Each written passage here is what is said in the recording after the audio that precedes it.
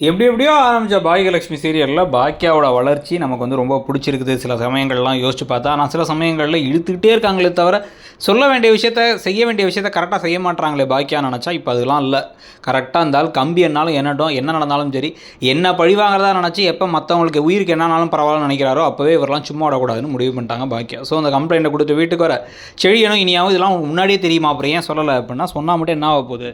அதனால தான் வந்து அவர் நடத்தக்கூடாதுன்னு நடத்த அந்த சொன்ன அந்த ஒரு பூஜையை சூப்பராக சாரி அந்த ஆயுத பூஜைக்கான ஆர்டரை சூப்பராக வந்து நான் பண்ணி முடிச்சிட்டேன் அப்படின்னு பெருமையாக சொல்ல, சரி ஓகே அப்பா பண்ணது தப்பு தான், கொடுமையான தப்பு. எது கிட்டத்தட்ட ஆளுங்க செத்தாலும் பரவாயில்லன்ட்டு கெட்டு போன சிக்கனை கலந்தது கொடுமையான தப்பான்.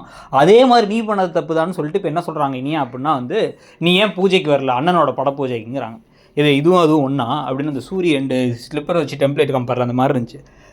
அதுக்கப்புறம் தான் நம்ம வந்து தெளிவாக சொல்ல வேண்டியதுன்னா, பாக்கியா ஓப்பனாக சொல்லணும். ஆனால் அவங்க சொல்ல மாட்டாங்க. நான் எனக்கு வேலை இருந்துச்சு, நான் வரலன்னு பேச, நீ தப்பு பண்ணிட்டாமான்னு பேசிகிட்டே இருக்கும்போது ஒரு கட்டத்தில் கடுப்பாகி செல்வி உண்மையை சொல்லிட்டாங்க.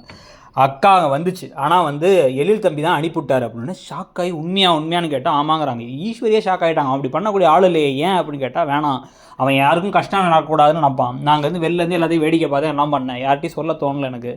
அதே மாதிரி அவன் ஏதோ ஒரு காரணத்தோட தான் சொல்லியிருப்பான், அவனே சொல்லணுன்னு இருந்தால் சொல்லுவான்ட்டாங்க. இதுக்கு நடுவில் எழில் வந்து இன்னமும் உங்கள் அப்பா கோவமாக பேசிட்டு அமிர்தாட்டை வந்துட்டு இந்த படத்தையே வேணான்னு சொல்லிடலான் இருக்கேன்னா, அதெல்லாம் ஒன்றும் வேணாம், உங்களோட உழைப்பு கிடச்சது அது.